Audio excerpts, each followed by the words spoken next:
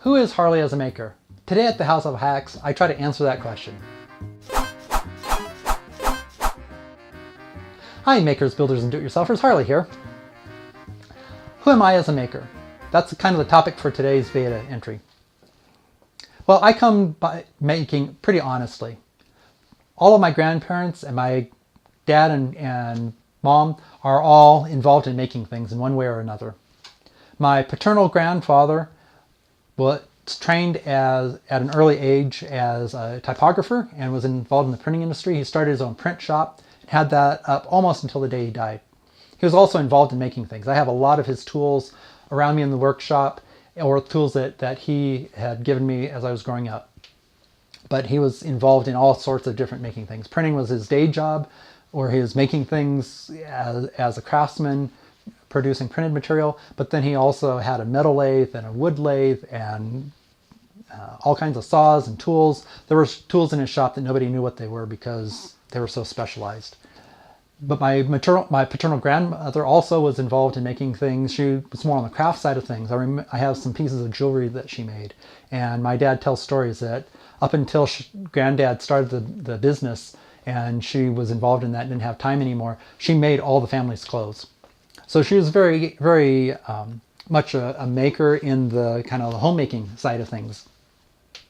My maternal grandfather was an engineer his whole working life, and everybody thought of him as just kind of this real cut and dried, numbers only kind of guy. Then he retired, and kind of all those creative juices that had been kind of somewhat suppressed probably through his working life kind of overflowed. And in retirement, he started out painting, spent a lot of time making models, ship models. He made some beautiful, beautiful ship models, was featured in the local newspaper and in various local displays, heavily involved in the local shipbuilding club, and then moved on from shipbuilding to more casting and sculpture work, and did some beautiful sculptures, particularly of two of my cousins that lived nearby them. They have some busts that he made of them that are beautiful. I also have a bust of, he called it a sea captain. It was just kind of a anonymous person that he did a sculpture. This is one of his early sculptures. I'll put a picture of it of that here in this video. My maternal grandmother was also very creative, although I never really knew it. I knew she had a piano in the house, and I always thought it was more of a piece of decoration than anything else.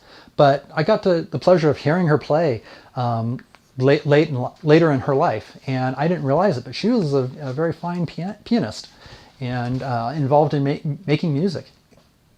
So, and then both my parents are also makers in one way or another. My dad is much like me, that he has a workshop and he does all kinds of projects. He always has a house project or a shop project going on, doing something for the cars or his tractors or whatever. He's got projects going on. And then my mom's focus is kind of on landscape and home improvement. So she always has some painting project or wallpapering project or landscaping project going on, something to improve the visual aspect of the house. So I come by making naturally. I kind of go after my paternal side of the family with my dad and my paternal grandfather in terms of my personal interests, having a wide variety within the workshop environment. But I also have these other influences from the other parts of the family. I did start young. One of the early stories that my mom tells is she was working in the kitchen one day. This was before my brothers were born. I was still an infant. I wasn't yet walking. And she realized I was being too quiet. And so she went looking for me, and she found me in the hallway. I pulled my dad's tool chest out of the closet and had pulled the bathroom scale out of the bathroom, and I had completely disassembled it. And like I said, this is before I was walking. So I was interested in how things work, the mechanical aspects of things from an incredibly young age. I remember I was 4 or 5 years old, and I remember one Christmas I got both a Tinker Toy set and also a Lincoln Log set. And I just had a ball putting things together with those creative sets. And a year or two later, I was given an Erector set, and again, just had a blast making things out of these mechanical sets. Hand tools. I picked up hand tools and started using them at an early age too. Somewhere I was either 4 or 5, and I remember hitting my finger with the hammer, and I caused a blood blister underneath the nail, and eventually the nail fell off. Of course, it grew back, just a temporary thing. But I do remember that's a very vivid memory as a youngster. I haven't ever hit my hand that hard with a hammer since. A good learning experience. But then I moved on to power tools too. I was probably second or third grade when I started using the jigsaw at my dad's shop. And he tells me the story that he showed me how to use it and then walked away and went in the kitchen to leave me on my own, and was pretty nervous with me working with that. But he was talking to my mom and said, well, if he's going to hurt himself, he's not going to hurt himself too badly with that particular saw. So it's a good starter saw for him. And I've never hurt myself with a power saw now that I think about it. I think the hammer experience was a good learning experience to watch what I'm doing when I'm working with tools. Later in grade school, I got interested in electronics and was given a 10-in-1 electronics set.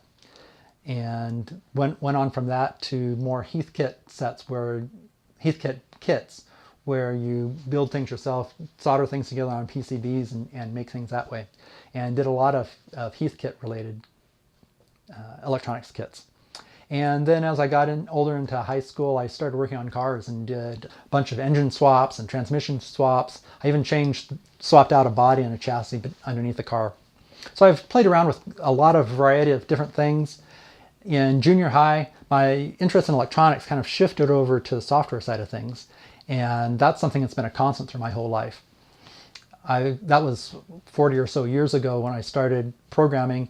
I've been programming 35 years professionally, full-time. So that's been kind of my day job. My career has been in software development. And software is, in my opinion, a great creative field. It combines aspects of both science and math along with the creative side of things, and kind of melds them together, and it really is a craft. It's not a science, it's not an art, it's a craft that melds the two together. And I just really enjoy writing software. But I enjoy doing other things as well, and that's really what this channel is about, is the wide variety that people can make things with. So that's a little bit about myself, about where I come from as a maker, my background. And why don't you leave down in the comments below kind of a little bit about yourself and why you're interested in making things and what kind of things you make. Until next time, go make something. Perfection's not required, fun is.